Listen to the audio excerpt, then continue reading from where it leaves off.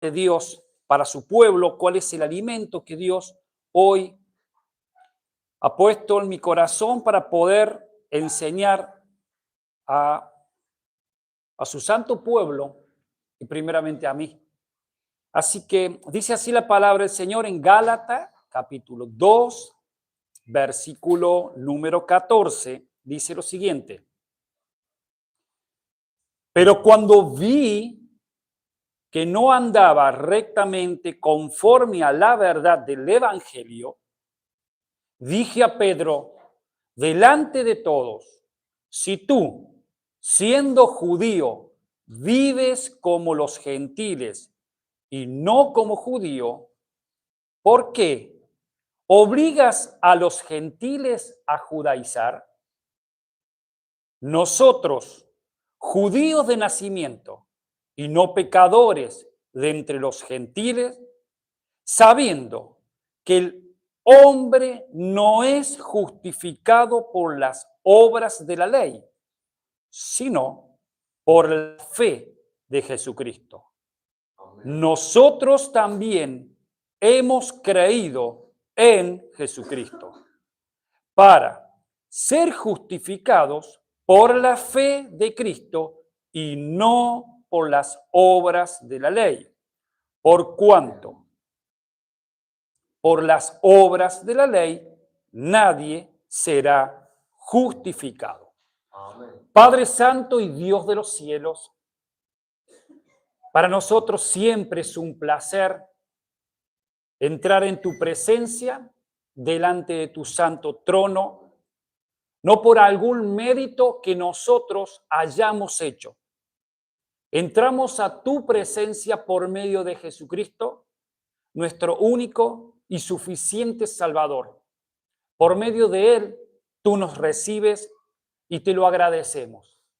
Rogamos, Padre Santo, que en esta mañana, ahora que se han abierto las Escrituras delante de nuestros ojos y oídas por nuestros oídos, rogamos que tu Espíritu esté haciendo conforme a lo que tú has enviado tu palabra para cada uno de los presentes y para cada uno de aquellos que nos pueden oír. Padre Santo, rogamos que a través de tu Espíritu, Señor, siempre iban a tener claro, bien en claro, que la salvación es por medio de la fe, siendo la persona justificada a través de el creer a Dios, a creerle a Dios, creerle a Dios a través de su palabra, que si una persona se arrepiente y cree en la obra de Jesucristo, que esa obra de Cristo de ir a la cruz la está haciendo en el lugar del pecador, si la persona cree, es salva. Porque no solamente está creyendo en la obra de Cristo, de lo que está haciendo Cristo a su favor, sino que le está creyendo a Dios. Y es eso lo que le va a proveer la salvación a la persona. Muy bien. Así que vamos a ir al versículo vamos a leer para dar bien el contexto.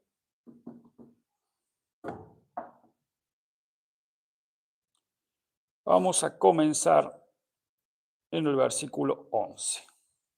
Vamos a leer nuevamente. Y dice así la palabra del Señor. Pero cuando Pedro vino a Antioquía, le resistí cara a cara, porque era de condenar. Pues antes que viniesen algunos de parte de Jacob, comía con los gentiles, pero después que vinieron, se retraía y se apartaba porque tenía miedo de los de la circuncisión. Y en su simulación participaban también los otros judíos, de tal manera que aún Bernabé fue también arrastrado por la hipocresía de ellos. Entonces, estamos viendo una situación que nuestros hermanos explicaron en la clase anterior, ¿sí? Pero solamente vamos a ir conectando para llegar a lo que hoy nos toca desarrollar. Estamos viendo que Pedro, sí, tenía una conducta con los hermanos, con la iglesia allí en Antioquía, en la cual él participaba de las reuniones con los gentiles creyentes, ¿sí? Donde tenía, digamos, una relación normal, digamos, donde se juntaban, comían, compartían, todo bien. De repente, cuando llegan estos que sabemos que eran falsos maestros, que llegan a esa zona y que en ese momento él, en ese momento, es engañado porque ellos le dicen que venían como que de parte de Jacob, que los demás apóstoles le habían encomendado, digamos, estas visitas, estos llegaban, bien, estos judaizantes, de los cuales Pedro, cuando ve que ellos llegan, de repente comienza a retraerse, comienza, digamos, a distanciarse de esas reuniones de coinonía que tenía con los gentiles a la hora de juntarse a comer. Entonces, lo que empieza a hacer es que en ese retraerse, en empezarse ahí, empiezan a hacer notado esta situación y no solamente hacer notar esa situación que él empieza a dejar de compartir, sino que de repente, detrás de las falsas enseñanzas que estos falsos maestros empiezan a dar, que es el de querer introducir la idea en las iglesias de que las personas, para poder ser salvos, necesitaban ellos poner en práctica ciertos ritos de la antigua ley de Moisés. ¿Sí? Entonces, todo lo que eran las leyes ceremoniales y que incluía la circuncisión, en algunos casos, ellos empiezan a enseñar que para que la persona pudiesen ser salvos, tenían que pasar primeramente por esos ritos para que luego pudiesen aceptar por medio de la gracia la salvación en Cristo Jesús. Entonces, ante este mensaje que lo que traía era confusión a los creyentes primeramente y aparte aquellos que empezaban a llegar o que estaban allí en la iglesia, empezaban a consumir esta falsa enseñanza, estábamos viendo que había una clara distorsión de la verdad.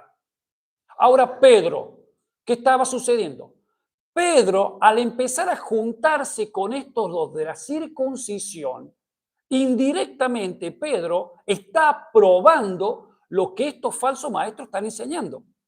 El deber de Pedro debería haber sido de haberlos confrontado, porque Pedro había sido testigo de lo que había sucedido en el concilio de Jerusalén, que mis hermanos lo desarrollaron varias veces cuando leímos en Hechos de los Apóstoles capítulo 15. Entonces acá viene la situación en la cual Pablo lo toma a Pedro y le resiste cara a cara. ¿Qué es lo que hace? Es llamarle la atención al mismísimo apóstol Pedro.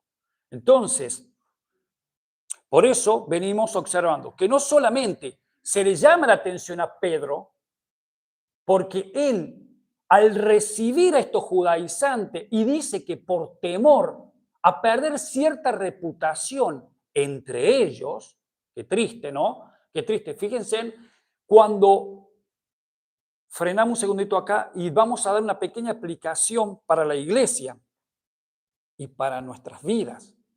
Hermanos míos, cuando perdemos de vista, sea quien sea, aún pastores, maestros de la palabra, pero cuando perdemos de vista a Cristo y a su reino, vamos a entrar en un camino peligroso. Y tristemente, mientras más responsabilidad tengas como creyente y en el ministerio, posiblemente arrastres a los más débiles, Amén, a los que están confiando en el maestro y pastor de ese lugar. Entonces, en este caso, Pedro, siendo un apóstol, perdiendo de vista, digamos, a Cristo, perdiendo de vista su ministerio apostólico, carnalmente está él pensando en su reputación. Entonces, por querer agradar a los judaizantes y a los gentiles, empieza a tener una conducta que empieza a traer confusión. Y es allí donde por la gracia de Dios, el amor de Pablo hacia Pedro, porque por amor, él lo va a exhortar firmemente, que es lo que estuvimos viendo en la clase anterior. Bien, entonces, no solamente observamos en estos versículos que hemos leído que va a ser confrontado, sino que su conducta arrastra a otros hermanos. Incluso recuerden que en las iglesias de Galacia, ¿sí?, habían también creyentes judíos que habían creído en Jesucristo, que eran parte de las iglesias, y de repente es como volverle a traer, volverlos a llevar a esas viejas ideas de lo que era la ley mosaica. Entonces, al verlo a Pedro, que cambia su conducta, que empieza con el tema de las comidas, que empiezan a retraerse, bueno, yo también soy judío y ¿cómo la historia acá al final? O sea, realmente empieza a haber una confusión en el pueblo de Dios y es allí donde por la gracia de Dios siempre llega a tiempo para corregirnos. Hay que estar atentos. Hay que ser sensibles a la palabra de Dios. Y seamos sensibles a su espíritu. Cuando el espíritu viene a confrontar a tu corazón, a corregir tu vida. Él está buscando, Señor, quiere corregir tu vida. Lo que estás haciendo mal, deja de hacerlo. Arrepentite, pedile perdón a Dios, que Dios es misericordioso para perdonar y para restaurar tu vida. Y es lo que va a suceder con el tiempo, lo vamos a ver con la misma persona de Pedro. Oh, muy bien. Entonces, ahora sí, vamos a continuar con el versículo 14. Dice, pero cuando vi que no andaba rectamente conforme a la verdad del Evangelio. ¿Se dan cuenta? Entonces, ¿por qué fue necesario hacer ese pequeño exégesis en donde lo que nosotros fue vincular en un contexto cercano este versículo que nosotros estamos desarrollando? Es conectarlo con la carta, conectarlo con el contexto el cual esta carta fue escrita.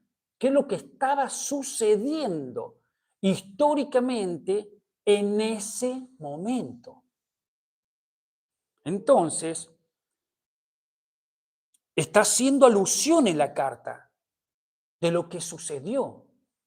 Le está diciendo a las iglesias de Galacia que están ellos en ese proceso de ser engañados por esos falsos maestros, que aún el mismísimo Pedro estaba siendo engañado. Y que no solamente estaba siendo engañado, sino que tuvo que salirle al cruce y confrontarlo cara a cara, con amor. Esto es tremendo. Recuerden que estos falsos maestros, en algún momento, en la carta, al principio, en los primeros capítulos, habíamos estado desarrollando que lo que querían era desacreditar a Pablo. Desacreditando al mensajero, desacreditamos el mensaje, que en este caso era el sano evangelio que lo desarrollaba, ¿sí?, el mismísimo Pablo, guiado por el Espíritu de Dios. Ok, entonces tenemos esta bendición ahora, nosotros a lo largo de la historia, toda la iglesia, de ver cómo tratar ante estas situaciones. Con amor, con preocupación por lo que Dios nos ha dado, defender la verdad, implica que con amor tenemos que corregir a aquellos que tristemente se desvían o aquellos incluso que vienen con intención de querer enseñar algo que está mal. Entonces, estamos observando, pero cuando vi que no andaba rectamente conforme a la verdad del Evangelio, dije a Pedro delante de todos, si tú, siendo judío, y no, perdón, si tú siendo judío vives como gentil y no como judío, ¿por qué obligas a los gentiles a judaizar?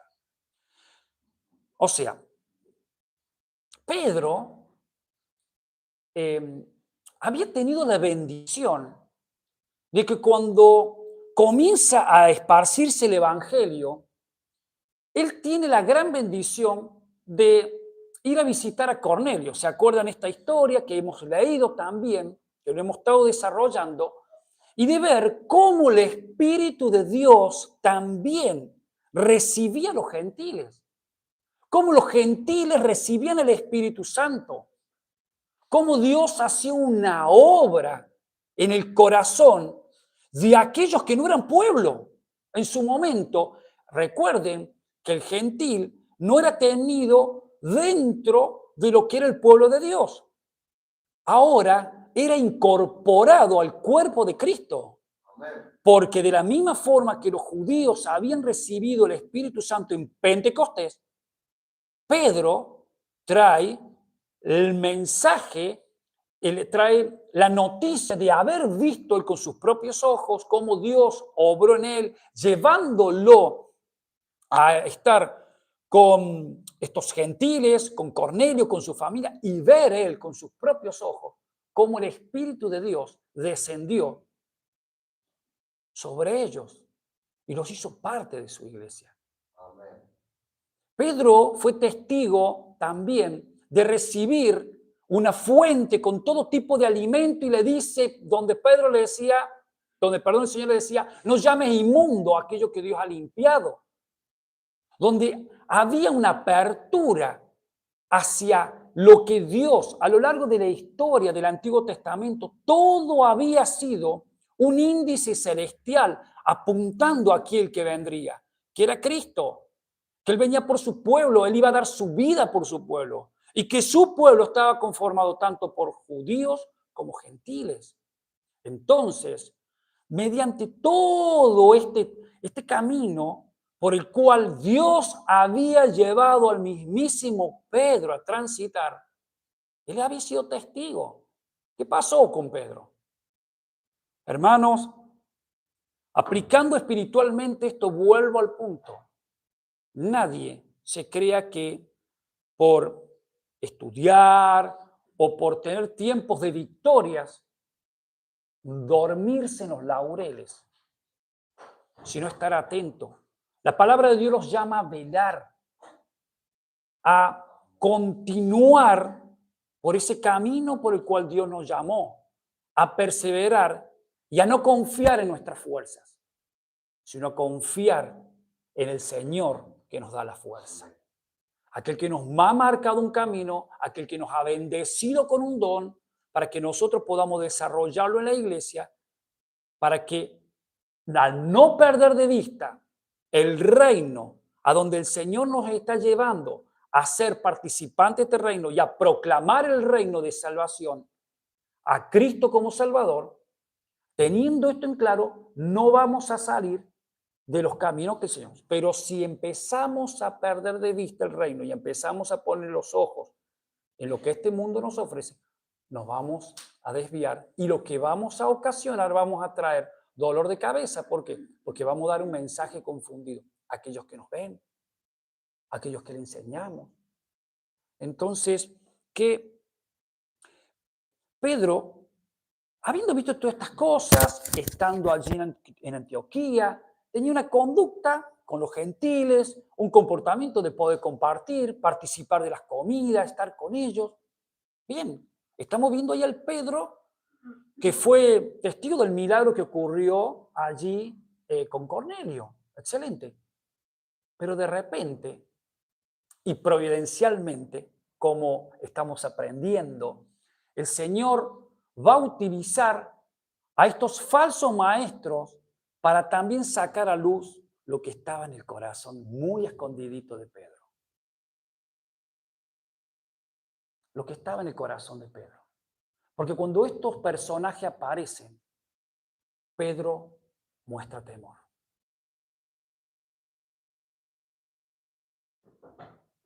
Qué tremendo. Muchas veces nos preguntamos por qué, cuando deberíamos preguntarnos para qué suceden. ¿Por qué suceden las cosas en nuestra vida? Todo tiene un sentido. Dios quiere mostrar lo que realmente está sucediendo en nuestro corazón. El objetivo es corregir. En el caso de los hijos de Dios, Dios quiere corregir. En el caso de aquellos que no son de Dios, hay un llamado a la salvación. Muy bien. Entonces, Pedro, teniendo esta conducta en la cual estaba confundiendo, Pablo le llama la atención. Si tú siendo judío vives como los gentiles y no como judío, ¿por qué obligas a los gentiles a judaizar? Pedro, ¿qué te pasa? Desde que aparecieron estos tipos, estos personajes, tu conducta ha cambiado. Estás pidiéndole que hagan ellos cosas que vos no haces. ¿Qué pasa, Pedro? O sea, detrás de esta carta vemos el corazón pastoral de Pablo. Vemos el corazón de un hijo de Dios que amorosamente debe haber hablado en su momento. Recuerde que tiene una carta, está contando lo que sucedió. ¿Estamos? Él está contando lo que sucedió. Pero llevándonos por el contexto, me imagino un Pablo siendo firme, pero a su vez amoroso con Pedro, llamándolo a Pedro a la reflexión. Entonces, los Gálatas que están recibiendo esta carta, lo que ellos están haciendo, están siendo noticiados, no sé si está bien la palabra, ¿está bien? Bien, están siendo noticiados de un suceso, de que lo que está sucediendo allí, esto ya trae cola, vamos a decir, sino que ya trae cola así, en el sentido de que ya Pablo ya está interviniendo en acción porque ya estuvo con el mismísimo Pedro, corrigiendo a Pedro. Ahora, Gálatas, presten atención con lo que está sucediendo entre ustedes.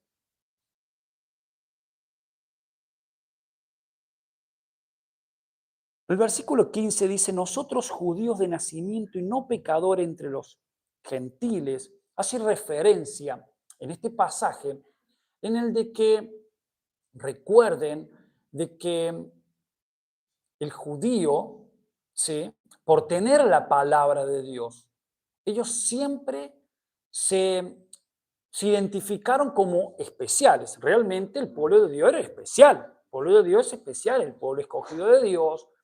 Ellos tenían la palabra de Dios, tenían la ley, y la función de ellos, el deber de ellos era de ser luz a las naciones, cosa que no hicieron, ¿bien? Pero ellos se sentían en cierto modo que por tener la palabra de Dios, ¿sí?, ellos estaban en un escalón superior al gentil. Entonces, ellos se identificaban como que eran personas justas delante de Dios por tener la ley de Dios. Y el gentil, por no tener la ley de Dios, por no conocer la ley de Dios, se los identificaba como que ellos eran pecadores por naturaleza. Entonces, acá lo que estamos observando es cómo Pablo viene marcando eso. Nosotros judíos de nacimiento y no pecadores de entre los gentiles, verso 16, sabiendo que el hombre no es justificado por las obras de la ley. No quiero saltearme este pasaje de Romano, perdón, voy a retroceder un pasito para atrás. En la carta a los Romanos, capítulo número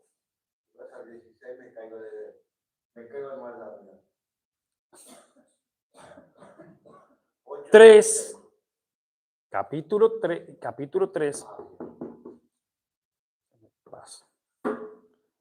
perdón, está. Romanos 3, versículo 1, Pablo, en su disertación, vamos a decir, cuando él escribió las cartas a los romanos, hablando acerca de de cuál es la culpabilidad, por qué todos los hombres están bajo el juicio de Dios, y que eso incluía también a los judíos, a pesar de, y acá dice Pablo en esta parte, en esta porción, ¿qué ventaja tiene pues el judío? ¿O de qué aprovecha la circuncisión? Mucho, en todas maneras. Primero, ciertamente que les ha sido confiada la palabra de Dios. O sea, este pasaje lo quería utilizar para argumentar que el mismísimo Pablo, cuando le escribe la carta a los romanos, ¿sí?, él tenía por claro esto, que los judíos realmente, ellos como pueblo de Dios, habían tenido la responsabilidad y el gran privilegio de tener la palabra de Dios. Bien, muy bien, la utilizaron muy mal. Perfecto, no la supieron entender, no la supieron interpretar. Bien, ahora, volviendo al pasaje, era simplemente eso, no quería dejar pasar por alto este pasaje. Entonces, sabiendo que el hombre no es justificado por las obras de la ley, sino por la fe de Jesucristo. Nosotros también hemos creído en Jesucristo para ser justificados por la fe de Cristo y no por las obras de la ley, por cuanto por las obras de la ley nadie será justificado. Vamos a ver que en este versículo que hemos leído, Pablo va a enfatizar 3 veces en este versículo 3 aspectos sobre la fe. Uno es general, es personal y es universal. ¿Qué es lo que vemos? Primero, sabiendo que el hombre no es justificado por las obras de la ley, acá estamos hablando primeramente en un aspecto general. Muy bien, para todos los hombres. Sabiendo que el hombre, generalmente escuchen todos los hombres, todos escuchen esto, que el hombre no es justificado por las obras de la ley. Si tú tomas la palabra de Dios y quieres vivir tu vida, quieres desarrollar tu vida tratando de obedecer todo lo que la ley dice, no se puede, por eso el hombre no va a ser justificado. Porque realmente la realidad es que ningún hombre puede cumplir las obras de la ley. Porque para cumplir las obras de la ley, para que el juez justo, escuchen esto, te apruebe, tus obras deben ser perfectas. Ahí está el punto. El juez justo no puede pasar por alto ni siquiera un punto. Tú violas un punto de la ley, toda la ley se te viene en contra. ¿Cómo hace un hombre para vivir de forma perfecta durante toda su vida? Es imposible. Bien. Segundo aspecto, es personal.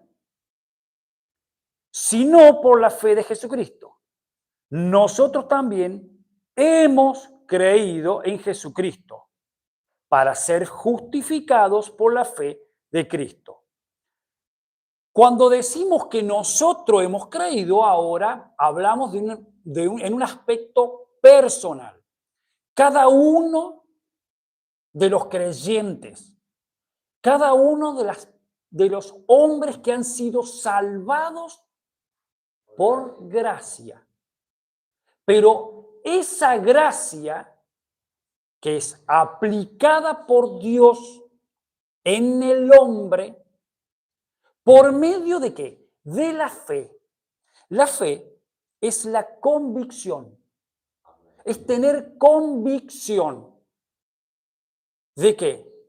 De que Jesucristo de que Jesucristo, en la cruz del Calvario, Él está, primeramente, es el único perfecto.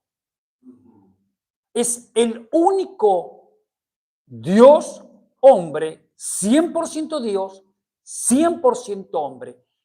Dios que bajó del cielo a este mundo, dejó su trono, dejó sus glorias para venir a buscar a su pueblo, venir a buscar, a comprar a su iglesia. Oscar, John, afuera, John, afuera.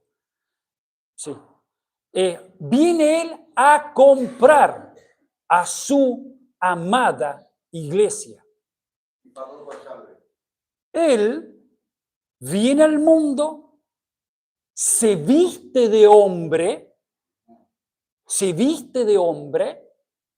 camina cumpliendo con cada uno de los aspectos de la ley que Dios le pide a los hombres que cumplan para que sean de agrado a Dios. Él es el único ser, el único hombre, vamos a decir, que cumplió con cada uno de los puntos de la ley de forma perfecta, y de forma perfecta, siendo justo, siendo puro, siendo santo, Jesús fue a la cruz. Jesús fue a la cruz. De forma injusta, pero era parte del plan. Ir a la cruz como justo. De hecho, la palabra de Dios dice, este es mi Hijo amado en quien tengo complacencia. A él oíd, en él creed. Él está en la cruz. Ahora, el justo en lugar del injusto. Ahora, como hombres, nosotros reconocemos los que han sido despertados por la gracia de Dios. Y este es el llamado para los que nos escuchan. Si tú entiendes que tu pecado te ha separado con Dios, y tú dices, bueno, ¿cuál es ese pecado que me ha separado con Dios? Porque a mi modo de ver, yo creo que soy una persona buena, no molesto a nadie, ayudo al vecino, ayudo a cruzar las abuelitas de la calle, le doy un sanguchito al hombre, a los chicos que necesitan. Voy a la iglesia todos los domingos, yo no falto, voy. Bueno, ese es mi estándar. Yo pienso que mi estándar es el estándar de Dios, pero ese no es el estándar de Dios. Escuchen, el pecado es violar la ley moral de Dios. O sea, la moral de nuestro Dios es tan alta, Él es tan santo, Él es tan puro, que Él mismo es su ley. Él mismo, intrínsecamente, Él es moralmente perfecto. Entonces, para poder uno estar con ese Dios perfecto, moralmente tenemos que ser perfectos. Pero el hombre, y acá está el punto, escúchenme bien, ¿quién de acá puede decir que moralmente es perfecto? ¿Quién puede decir hoy, levantarse y decir, yo nunca por mi mente jamás pasó un pensamiento impuro? Por mi mente jamás pasó el enojarme con alguien. Jamás desobedecí a un padre, a una madre. Jamás en mi corazón robé. Jamás en mi corazón adulteré. Jamás pasó eso por mí. ¿Quién lo puede decir? Nadie. Así es. Pero eso, reconócelo. Si has entendido que no puedes lograr cumplir con este estándar que Dios te pide y que el único ser que sí lo cumplió se llama Jesucristo y que Él está yendo a la cruz Entonces la pregunta es imposible para los hombres, por nuestra propia fuerza, querer seguir las obras de la ley para buscar ser salvos. ¿Qué es lo que necesitamos? Un Salvador. Escuchen, si Dios te ha traído a este lugar, si hoy estás escuchando este mensaje para que entiendas que necesitas a un Salvador. Amén. Y eso puede ser la diferencia entre la vida eterna en los cielos o el infierno. Las puertas del infierno están abiertas hoy para ti. Si persistes en negar esta realidad en tu vida, que necesitas a un Salvador. Porque por medio de la ley ningún hombre será justificado. El punto acá no pasa por querer cumplir las obras de la ley. El punto acá está en que el hombre tiene un problema en su corazón. El problema no es externo, no es lo que tú muestras, es lo que está dentro tuyo. Ahí es el punto. Eso es lo que Dios a través de su palabra nos quiere enseñar. El problema está dentro tuyo. Entonces, personalmente, Pablo viene anunciando en esta parte, vuelvo a repetir esta porción, sabiendo que el hombre no es justificado por las obras de la ley. El hombre universal, a todos los hombres de la tierra va esta parte, esta porción. Todos los hombres, género humano, hombres, incluye mujeres. Todos los hombres, todos. Por las obras de la ley, sabiendo que el hombre no es justificado por las obras de la ley, sino por la fe de Jesucristo, que hablamos recién, de que nuestra convicción tiene que estar fijadas, tienen que estar cimentadas en Jesús, en creerle que Dios lo puso como mi Salvador. Él le creo yo a Dios. Si tu corazón hoy no le puede creer a Dios que Jesús es tu Salvador, estás en un problema. El que puede creerle a Dios firmemente y con convicción, hay una obra de gracia. Vamos a dejar claro esto. Hay una obra de gracia. No ha sido tu fuerza, no ha sido porque tú eres más inteligente, es porque Dios hizo una obra de gracia en tu corazón. Sino por la fe de Jesucristo. Nosotros, y ahora es lo que estábamos viendo recién, nosotros también hemos creído en Jesucristo para ser justificados por la fe de Cristo y no por las obras de la ley. Amén. Por cuanto por las obras de la ley nadie será justificado. El tercer aspecto universal que hablaba, esto no significa que todos los hombres de la tierra, todos los hombres de la tierra van a ser salvos, entendiendo esta realidad, sino que se está refiriendo universalmente a todos los creyentes. Esto le cabe a los creyentes que han creído en Jesús. Tú estás en medio de nosotros y tú dices, pero yo no soy salvo todavía, yo no he creído en Jesús todavía. Bien, perfecto. Ahora debes saber que Dios por gracia te está llamando a que creas en que en Jesucristo puedes recibir salvación.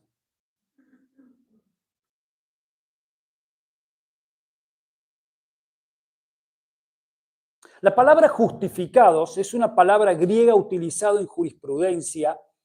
En aquellos tiempos, esta palabra que se utilizaba como justificados era para poder tener la idea de que cuando un juez proclamaba a una persona como alguien no culpable, se lo denominaba justo, justificado. ¿Estamos? Un juez. Entonces Pablo utiliza una palabra en su contexto, en su cultura, en el tiempo histórico en el que Pablo está escribiendo, guiado por el Espíritu de Dios, va a utilizar esta palabra para que el común denominador de las personas entienda lo que él está diciendo.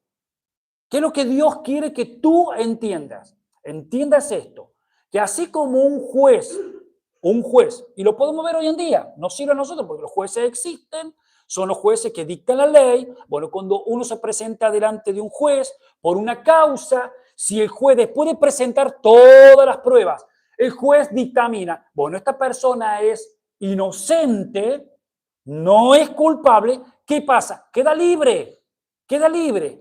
Bueno, es lo que utiliza Pablo para hacernos ver que los hombres, cuando estamos parados delante del juez de los cielos y de la tierra, el verdadero juez, el juez que no se equivoca, el juez que conoce todo, que conoce lo profundo de tu corazón, el juez que sabe que eres culpable, porque tu problema está dentro. Tu problema está dentro. Recuerda, tu problema está en tu corazón. El corazón del hombre, el designio del corazón del hombre es de continuo el mal, según que el capítulo en Génesis, capítulo 5, 6, no recuerdo bien el pasaje ahora, pero cuando Dios está hablando de que el problema del corazón del hombre es de continuo el mal, y yo quiero que pienses y sea honesto, ¿cuántas veces al día violas la ley moral de Dios? En tu corazón. No, pero yo no lo hice, pero lo pensaste. ¿Cuántas veces al día? Si la palabra de Dios que te dice que un punto ya te hace culpable, entonces debes reconocer que eres un pecador. Bueno, ese juez justo, que no tomará por inocente el culpable, cuando tú te pares delante de él, y si en estos momentos el techo de este lugar se desploma y nos mata a todos los que estamos aquí, todos morimos, ¡blum! Pero personalmente, cada uno de nosotros va a estar parado delante de ese juez justo.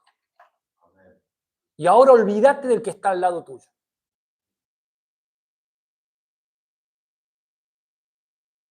Y piensa solamente en qué vas a hacer cuando el juez abra su libro delante tuyo y se presente tu vida completa. Y cuando en ese libro se abra todos los pensamientos de tu corazón. No estamos hablando de las acciones las vamos a dejar, los pensamientos de tu corazón. Cuando se abre en ese libro, lo que haces de noche con el teléfono, lo que haces lo que piensas cuando miras la televisión, lo que piensas cuando caminas por las calles, cuando salga a la luz todas las miserias e inmundicias de tu corazón. Y cuando aplaste la idea que tienes de que te crees justo. Ese juez justo, ¿qué crees que merece? ¿Que mereces el cielo o mereces el infierno? Sé honesto. Ahora, para aquellos que por la gracia de Dios, con un corazón quebrantado, reconozcan que si les tocara vivir esa situación de la ahora, en este momento delante de Dios, y se reconocieran que son pecadores y que merecen el infierno, la buena noticia es de que Jesucristo es el único capaz de poder salvarte. Y es allí donde Dios lo propuso como propiciación para que en Él confíes. ¿Estás dispuesto a pedirle perdón al Señor? Cierra tus ojos y en tu corazón pídele perdón al Señor. Arregla tus cuentas con Dios. Él fue el único justo, Jesús. Ahora, cuando Él está puesto en la cruz, de lo que estuvimos desarrollando, justo, perfecto, santo, puro, sin merecer la muerte tremenda que él está teniendo allí.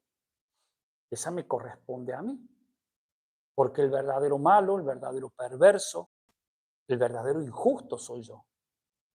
Pero él con sus brazos abiertos allí me está diciendo, yo puedo salvarte si tú confías en mí. En el hecho que la fe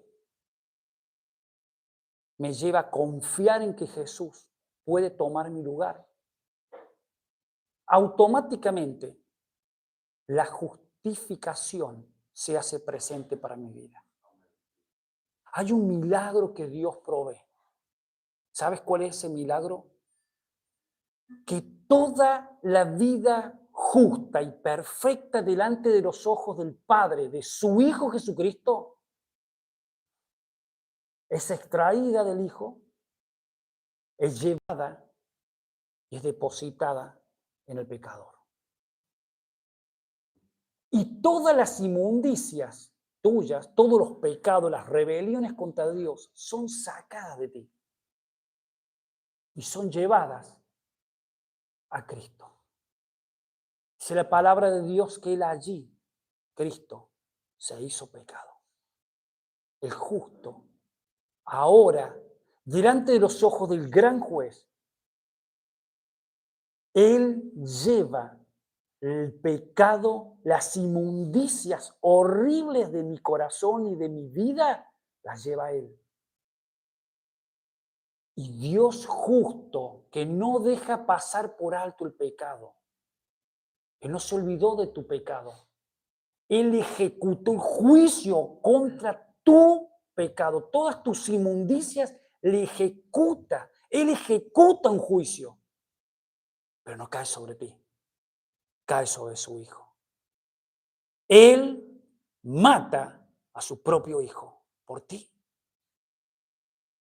Por eso te espera el infierno cuando le dices que no te interesa. En San Juan 3:16, gran pasaje que leemos todo y que todos lo conocemos, porque de tal manera amó Dios al mundo, que ha dado su Hijo unigénito para que todo aquel que en Él cree no se pierda, mas tenga vida eterna. Es una realidad. El que cree en el Hijo tiene la vida, pero el que se rehúsa a creer en el Hijo, la ira de Dios está sobre él. ¿Se dan cuenta? Dios es bueno. Dios quiere salvarte. ¿Qué vas a hacer? Que no quede solamente en un amén, que amén significa que así sea, sino que realmente si tu corazón, arrepentite y pedirle perdón a Dios y Dios va a transformar tu vida. De verdad, créele, créele. Padre Santo y Dios de los cielos, gracias Señor por tu palabra.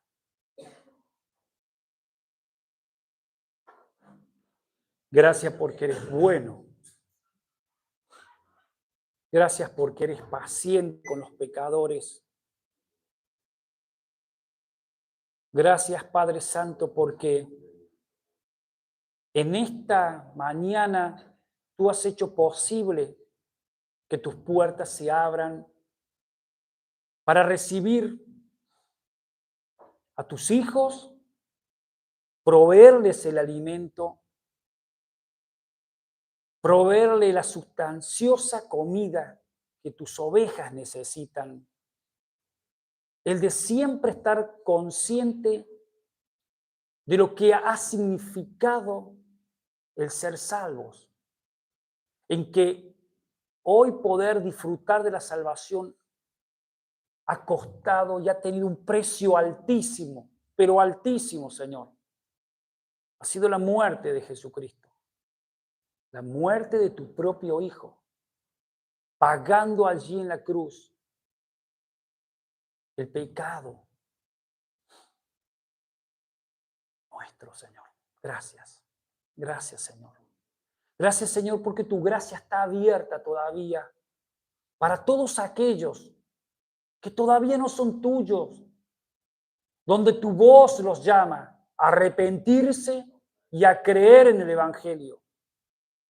Porque tú, Dios justo, hoy todavía estás salvando, todavía estás llamando a pecadores al arrepentimiento.